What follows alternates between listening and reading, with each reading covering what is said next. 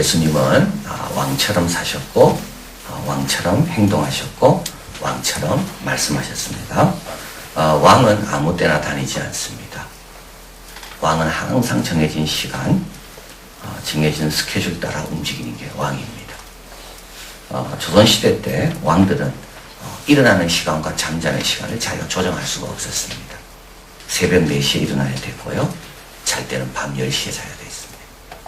식사하는 시간도 자기 마음대로 정할 수가 없습니다.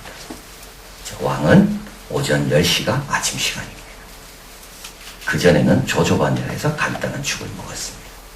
왜 그렇겠습니까?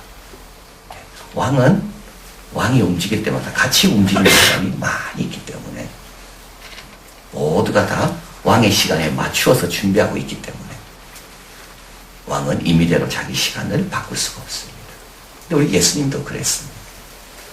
예수님도 당신의 때가 아니면 움직이지 않았습니다. 항상 예수님은 내 때가 언젠가. 우리 예수님은 왕이시기 때문에 그렇습니다. 우리 예수님은 말씀하실 때도 보면 그렇습니다. 빌라도에게 신문을 받으십니다. 빌라도가 묻습니다. 내가 유대인의 왕이냐? 이때 예수님 말씀합니다. 네가 말하였도다. 근데 빌라도가 이상하게 여겨요. 왜 이상하게 여깁니까? 자기에게 부탁하지 않거든요. 왕은 남에게 부탁하지 않습니다.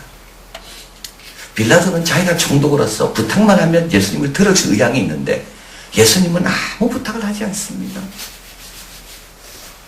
이걸 빌라도가 보고 이상한 겁니다.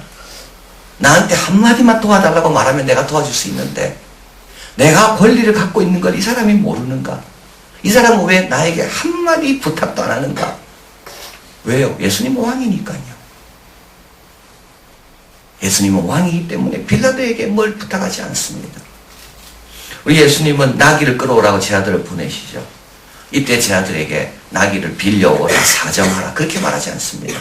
나귀 주인에게 말하기를 주가 쓰시겠다 해라. 왕이시니까. 6월절 다락방 마지막 이 만찬을 하시는 것도 마찬가지입니다. 주가 쓰시겠다 해라.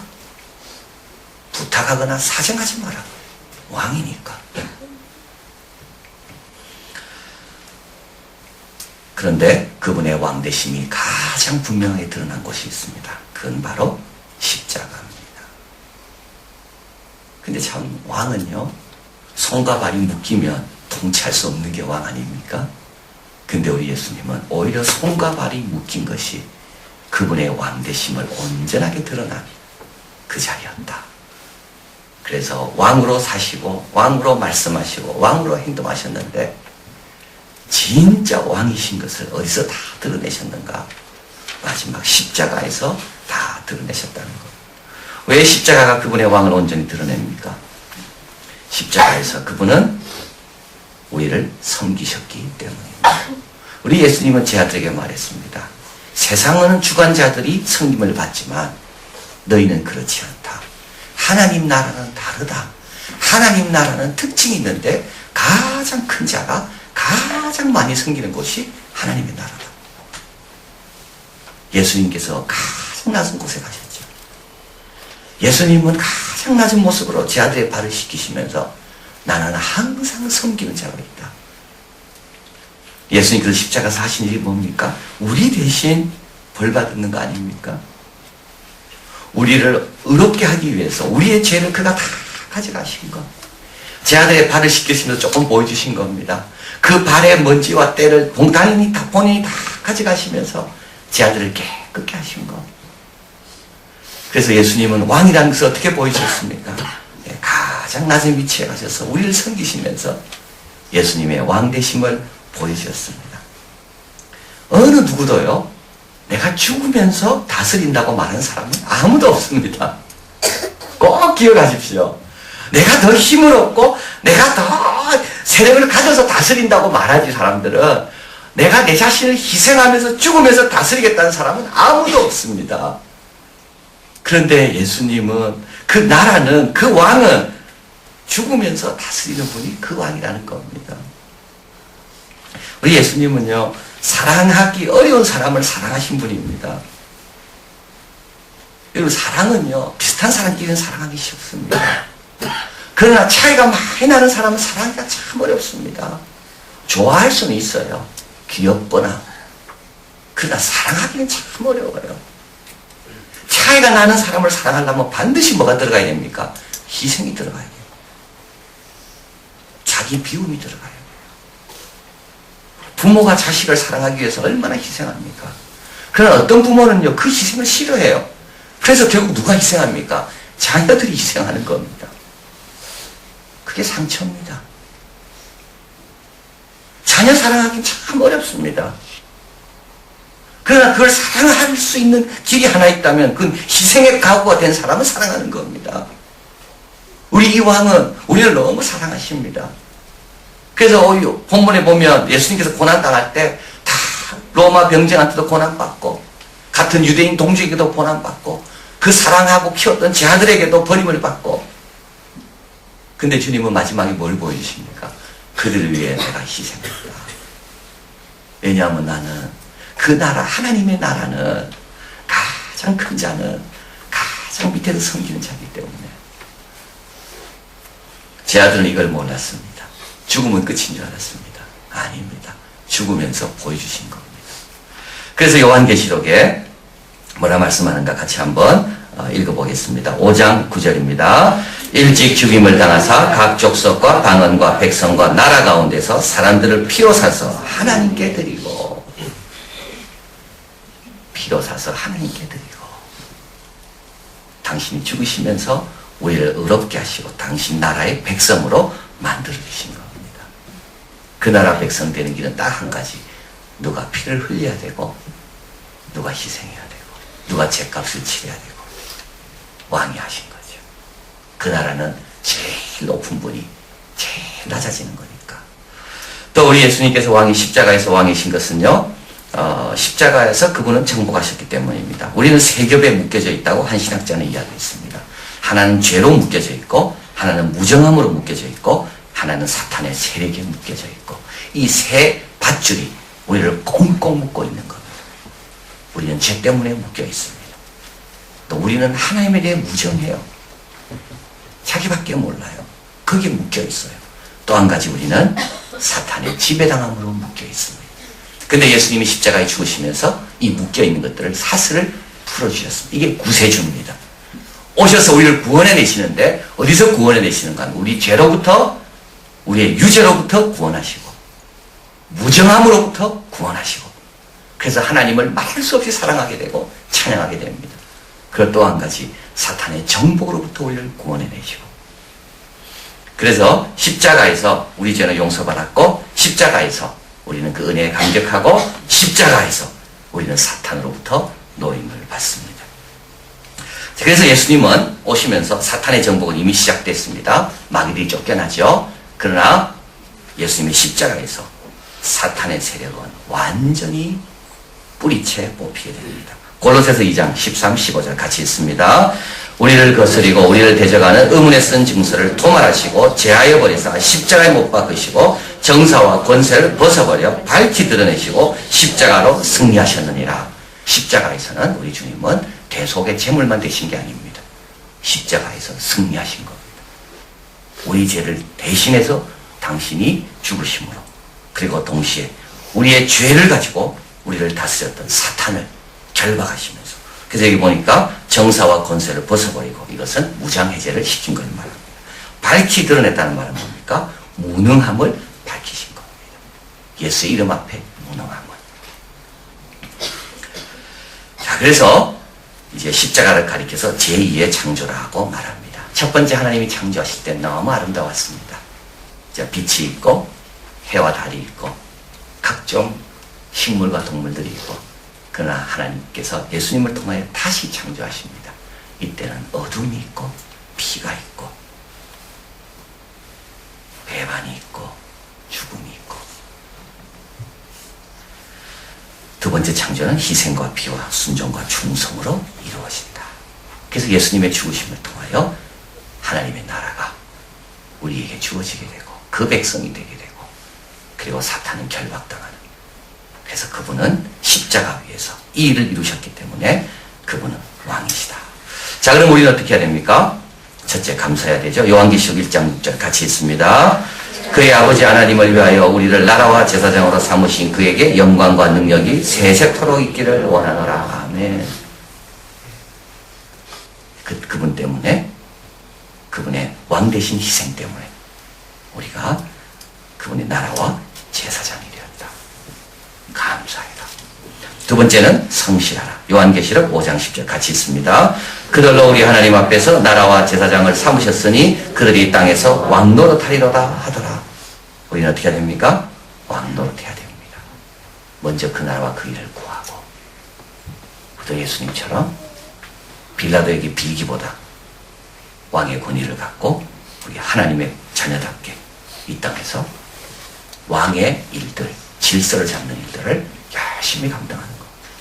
마지막으로 요한계시록 1장 9절 같이 있습니다. 나 너와 요한은 너희 형제여 예수의 환난과 나라와 참음에 동참하는 자라. 하나님의 말씀과 예수의 증언함으로 말미암아 박물한 섬에 있더니, 그분의 다스림 가운데 있지만 동시에 고난에 동참해야 됩니다. 오늘 본문에서요, 우리 예수님께서 십자가 위에서 내려오지 않습니다. 오늘 본문의 죄패 유대인의 왕이라고 되어 있죠. 그리고 로마 병사들이 홍포를 입히면서 가시면류관을 쓰면서 네가 왕이냐 조롱합니다. 그리고 예수님 십자가 달릴 때 대제사장들이 지나가면서 이렇게 이야기합니다. 네가 유대인의 왕이냐 내려와라. 네가 하나님의 아들이냐 근데 왜 그러냐. 똑같은 말입니다. 네가 하나님 나라의 백성이라 하면서 왜 그러냐. 이때 어떻게 해요? 사탄이 성전 꼭대기에 세우고 뛰어내리라 그랬잖아요. 예수님은 뛰어내리지 않는 겁니다. 참 중요한 내용. 우리의 보장은 어디입니까? 어디든지 될 수 있는 게 우리의 보장입니다. 우리의 보장은 세상이 말하는 보장과 다릅니다. 세상 사람들은 성공인 것이 보장이라고 이야기합니다. 그것으로 막 올라가야지 성공했다고 생각하지. 예수 믿는 사람의 보장은요, 주님이 정해놓은 자리가 보장인 겁니다.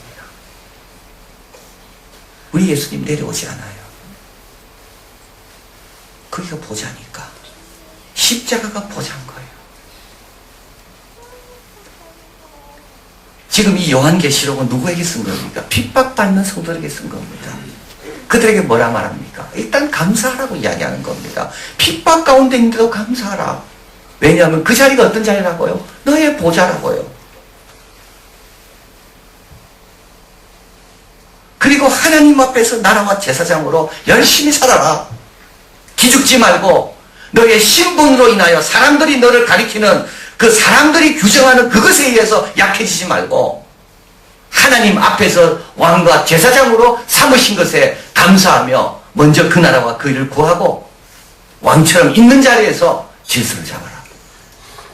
그리고 마지막으로 뭐라고요? 고난에 동참해라. 고난이 뭐라고요? 보좌다. 사도 요한은 박모섬에 갔기 때문에 요한계시록을 적은 겁니다.